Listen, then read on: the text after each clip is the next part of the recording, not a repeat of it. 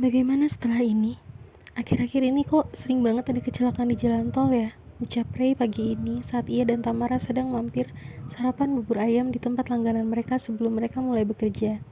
Lokasi pedagang bubur ayam itu kebetulan di tengah perjalanan antara kos Tamara dan kantor mereka. Iya, tragis banget. Sebenarnya karena jalan yang kurang safety atau kecerobohan si pengguna jalan itu sendiri ya. Saut Tamara sambil mengetukkan jari tangan di dagunya. Ala-ala berpikir. Ray pun mengedikan bahunya. Aku heran aja, tiap hari pasti ada aja pop-up berita tentang itu, gumam Ray. Tam, kamu tahu nggak ada food court baru di exit tol yang bentuknya joglo gitu? Ibu udah lihat duluan dari sosmednya malah, dan dia lagi ngerayu aku terus biar kesana. Ikutan yuk kalau aku bawa ibu ke sana, ujar Ray. Tamara pun mengangguk cepat dengan semangat. Setuju, minggu ini ya, pinta Tamara. Ray pun mengangguk sambil terkekeh, ibu dan pacarnya sama saja. Tenang, BDD aja, kamu kan bawa ibu, ucap Tamara kemudian. BDD, tanya Ray. Bayar dewe-dewe.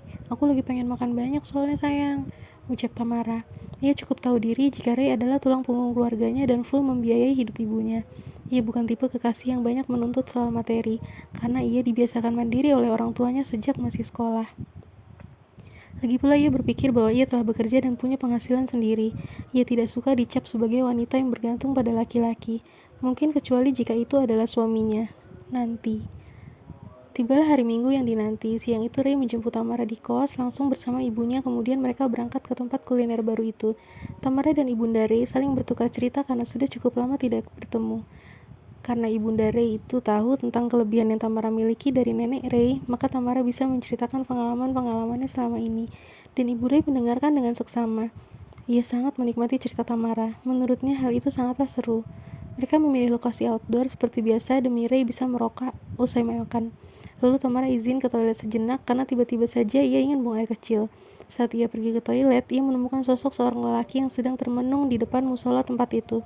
Seperti biasa, Tamara langsung merasa tertarik dan menghampiri sosok lelaki itu.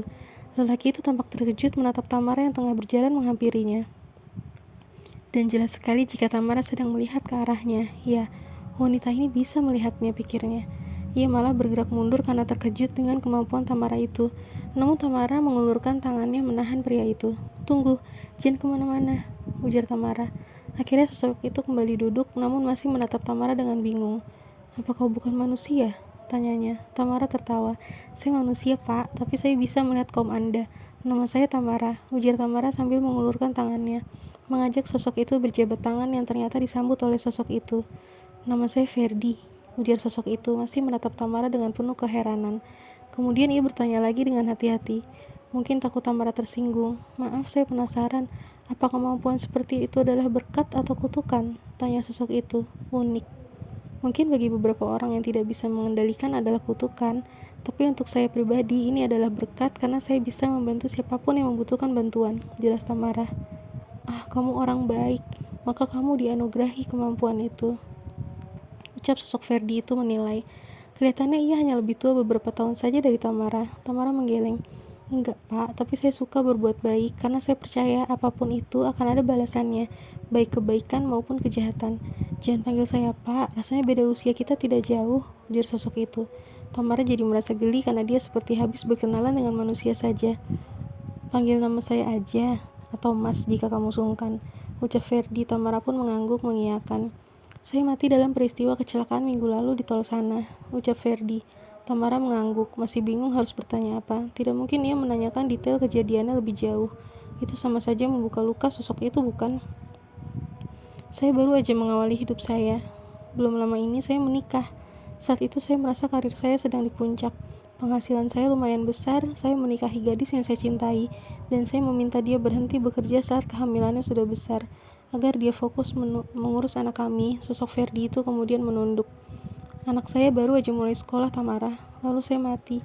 Dengan apa mereka membiayai hidup mereka? Saya tahu istri saya pasti tidak akan tinggal diam.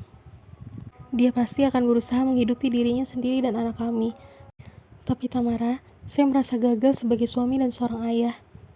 Tapi Anda gak ninggalin mereka dengan sengaja, Mas. Anda kan meninggal dunia dan dengan cara tak terduga, kecelakaan yang gak bisa diperkirakan. Anda gak salah apapun, Mas. Tapi saya kepikiran mereka terus, Tamara. Saya gak bisa tenang. Beberapa kali saya menemukan jalan untuk tempat yang seharusnya. Tapi saya merasa bahwa saya udah gak adil pada mereka. Masa saya beristirahat dengan tenang sementara mereka berjuang untuk bertahan hidup? Padahal harusnya mereka adalah tanggung jawab saya, ucap sosok itu dengan air mata yang menetes dari pelupuk matanya. Tamara menarik nafas dalam. Sulit untuk menghilangkan rasa bersalah sosok Ferdi ini, yang terlalu baik dan terus menyalahkan dirinya sendiri atas kematiannya. Tidak, Mas Ferdi, menurut saya Anda adalah sosok suami dan ayah yang bertanggung jawab. Tapi tugas Anda di dunia ini sudah usai, Mas. Jangan anggap istri Anda semata-mata adalah tanggung jawab Anda. Tapi ia adalah partner. Bukankah seperti itu konsep pernikahan yang benar?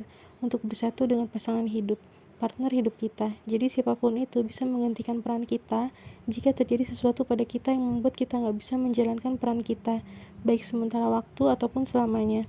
Ucap Tamara panjang lebar kali ini. Maaf mas, bukan maksud saya untuk sok lebih tahu dari Anda.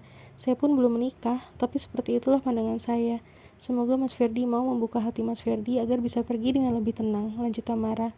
Sosok Ferdi itu pun tersenyum padanya dan kemudian ia mengangguk perlahan menyetujui anggapan Tamara. Ferdi menunjukkan wajah yang tidak sesendu tadi lagi. Ia terus tersenyum lalu tiba-tiba menghilang bersamaan dengan munculnya cahaya di tempat ia berada tadi. Dan untuk kesekian kalinya, Tamara pun tersenyum lega.